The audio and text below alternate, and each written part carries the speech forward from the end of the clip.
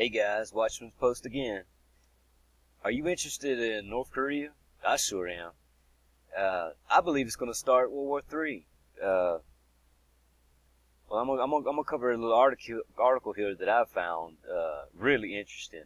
You know, a lot of people talk about the potential conflict and attacking them and what all that may mean, but they don't give you a lot of details about things. So I just wanted to read this one, and hopefully you'll like it too. Here, this Bible verse is Revelation 6:4, talking about that red horse, and when he goes to ride. And there went out another horse that was red, to take peace from the earth, that they should kill one another. And there was given unto him a great sword. And I think that's World War III to me. So let's check out this article. It says, North Korea's secret... By the way, this is the national interest. They've got really good stuff.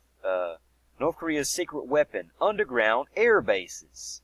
A lot of people don't realize that they think we're just going to fly over there, blow up some little storage sheds, and put him out of commission. He's not going to be able to do anything. But they don't realize North Korea's stuff. You know, we're not educated and informed on this stuff, but North Korea has been preparing since, you know, somewhere around the 70s after the Korean War, and most of their stuff is underground. They're prepared to fight us. They've prepared ever since then to fight us. And they studied us. They know what they're up against. They know what we do. And they decided the best thing to do is put everything underground. Have you ever heard of an underground air base? Check this out. All right.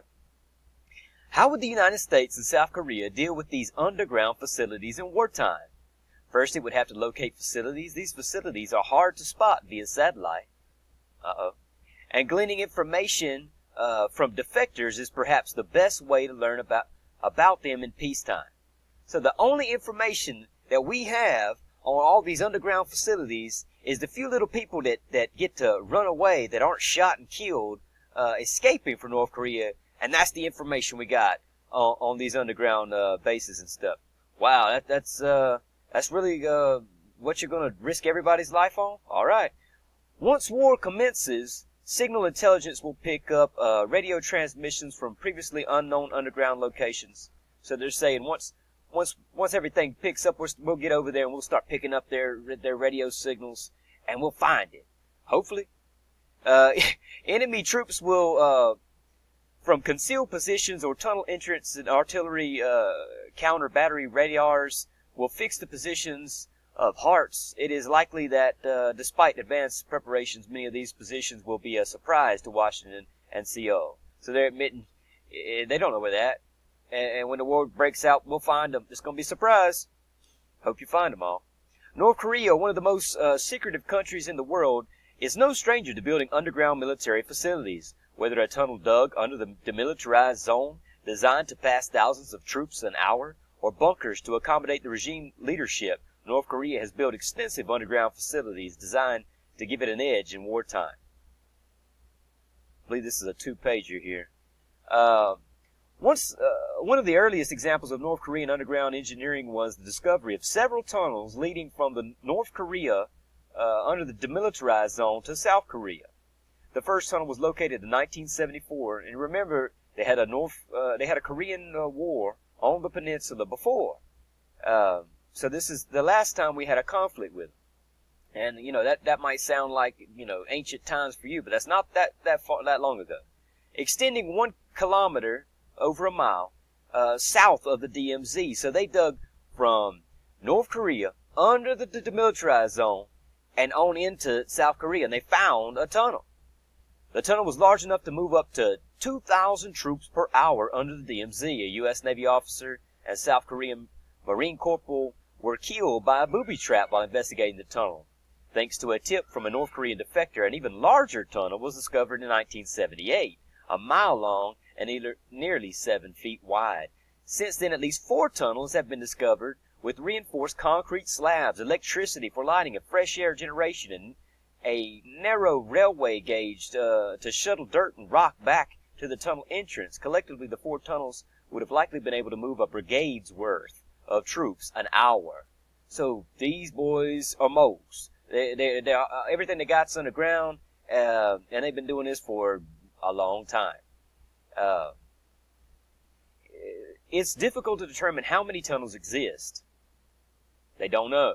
One report says that Kim Il-sung, the founder of North Korea state, and Kim Jong-un's grandfather, so the original Kim, ordered each of the 10 frontline combatant divisions to dig 2 tunnels.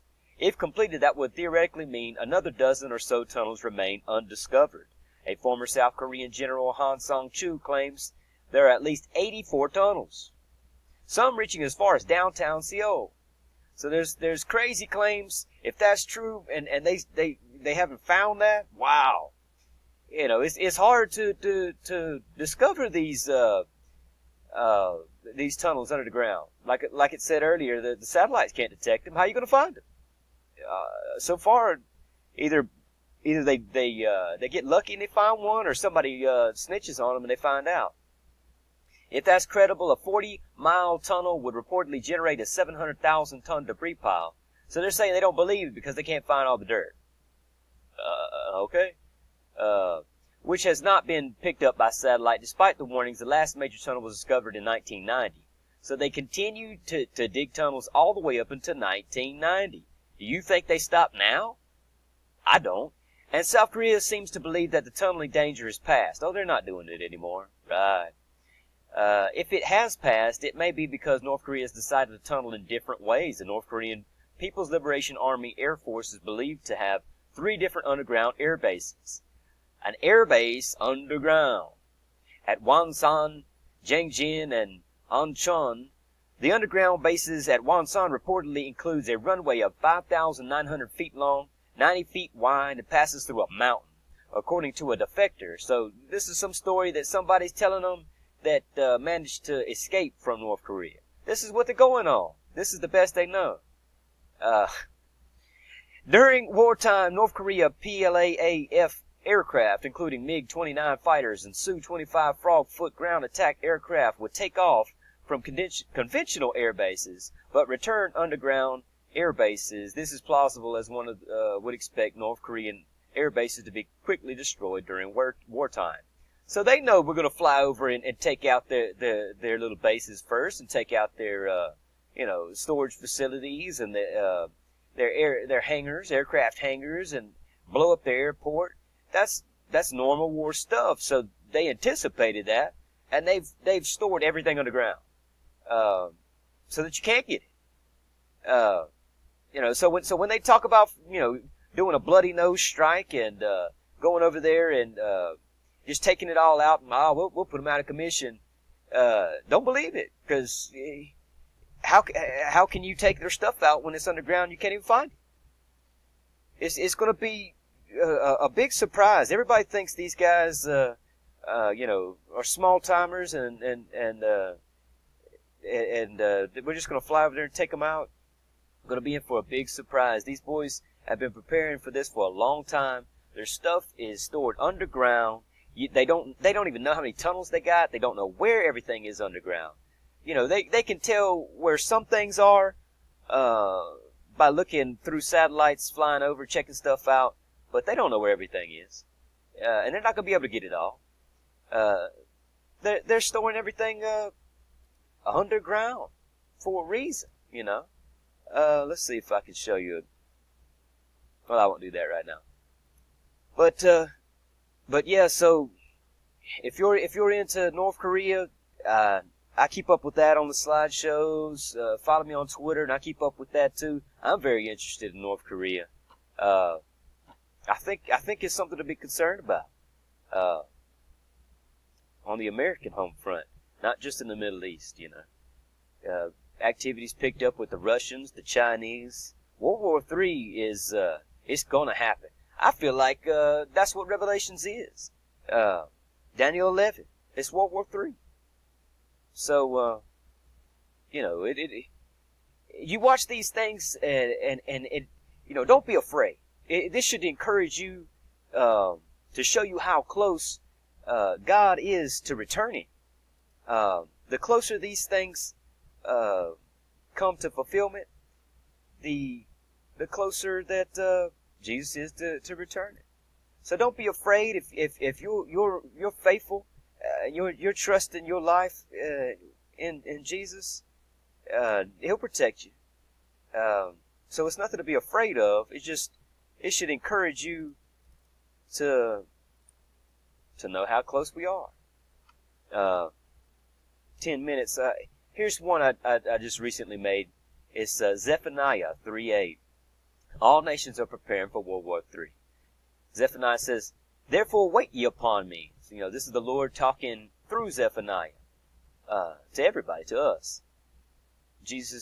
God saying, "Wait on me, saith the Lord, until the day that I rise up to pray. For my determination is to gather the nations." He's gathering together, "that I may assemble the kingdoms, to pour upon them mine indignation, even all my fierce anger.